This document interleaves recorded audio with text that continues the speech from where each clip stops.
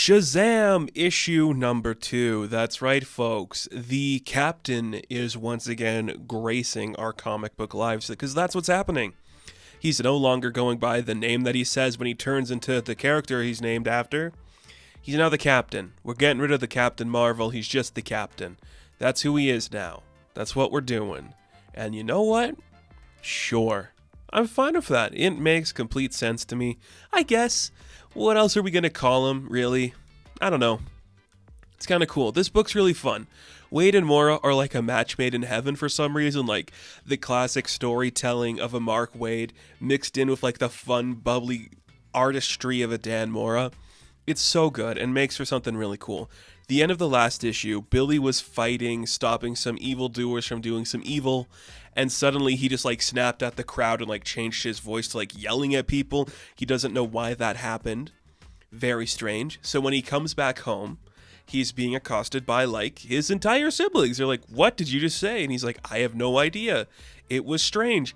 I was like not mind controlled, but I also was like not thinking the way I normally think. Something just came over me like a weird something compelled me in a way I never expected before."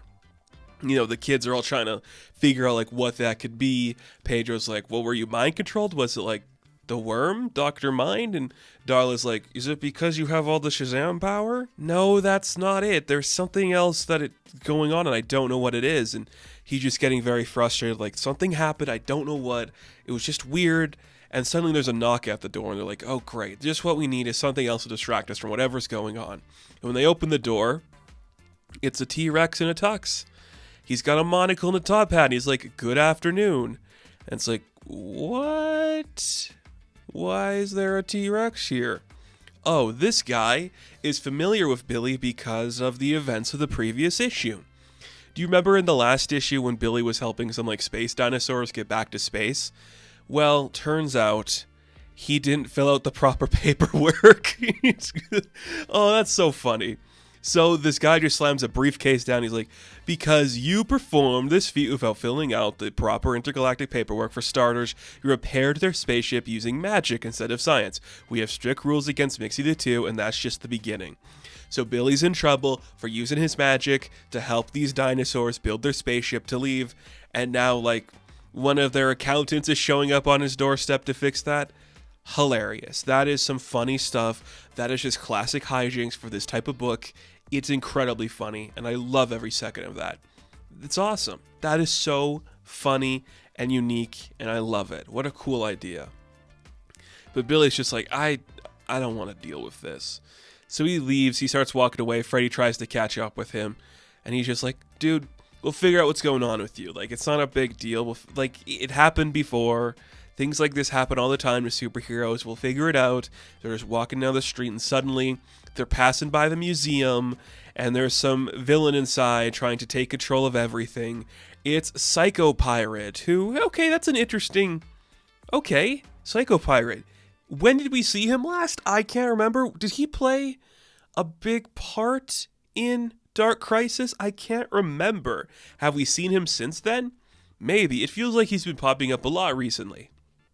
But Psycho Pirate is inside this museum trying to steal the Mona Lisa, like legit the Mona Lisa. What's it doing there? I don't know, but Billy realizes he's going to have to Shazam out, so he Shazams up and he heads into the museum and gets into a fight with the goons working for Psycho Pirate. And as he's fighting them, his brain is kind of changing where he's not really like caring about the place around him. And the guards are watching like, "Dude, you are destroying priceless artifacts right now. Why aren't you being careful?" And you're just like, "Why aren't you being careful, Billy? That seems like something you should be." And you'll notice like the entire time that this is happening, Billy has like a frown on his face. He looks very angry and aggressive. Like a part of him is changing, and that's just like a really interesting development being made. You're like, okay, why is he feeling that? During that chaos, Psycho Pirate's able to like escape through the subway. So he starts like sending people like, "You hate that guy, crowd him, he's a thief, stop him." So everyone starts to gang up on Billy, and we just see Psycho Pirate escapes onto the subway. He thinks he's safe. But through the power of intervention, the captain stops the subway from getting away, like almost derails it in a terrifying way. Like, it's intense and brutal, and you're just like, why is Billy acting so scary right now? It's very weird, and it looks like he's gonna literally go in for the kill and attack Psycho Pirate, like with the full on of his power. And this like bystander's watching, like, you're gonna kill him.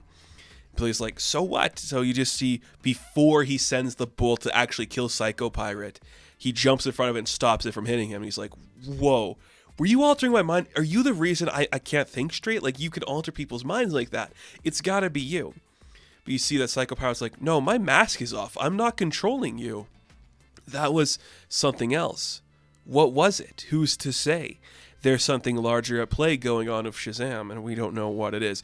I'm sorry, there's something larger at play going on of the Captain, and we don't know what it is. Look, just talking about this book does not do it justice. The artwork is breathtaking. The story is so inventive and fun.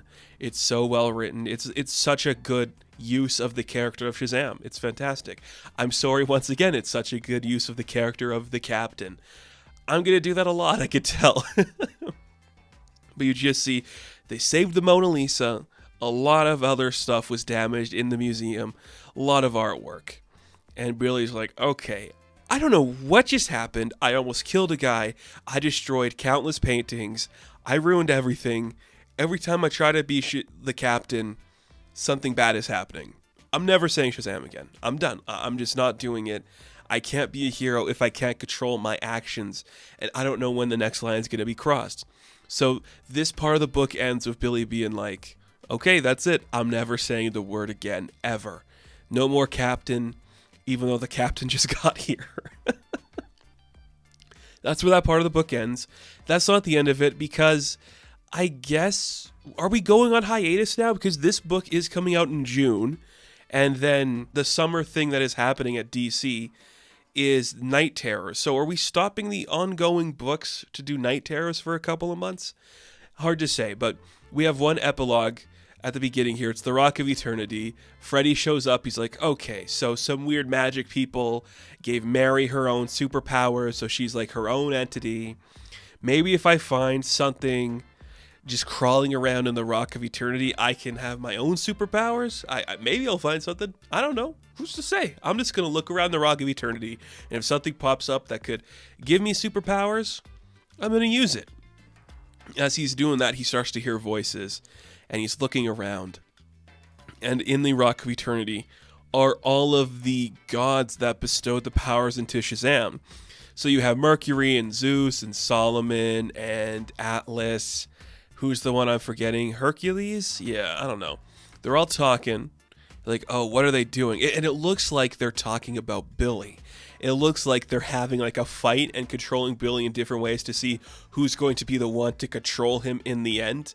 Oh, that's a really cool idea that I'm surprised we haven't done before. I really like that. What a fun idea for the Shazam story. That's really cool. And you just see that Freddy's like, I'm just gonna leave because I don't want them to hear me. But uh-oh. Who finds him? Is it Mercury that finds him?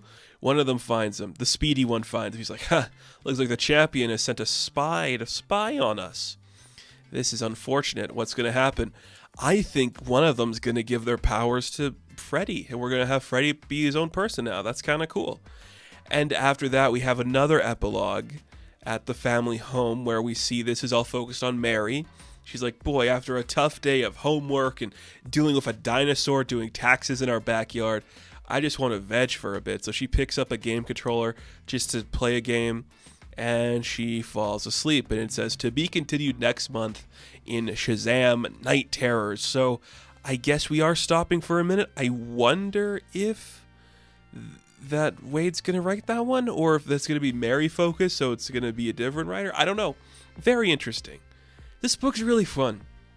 I mean, Shazam is such like a basic character where it's like you could do no wrong, but many people just haven't hit the mark perfectly for him.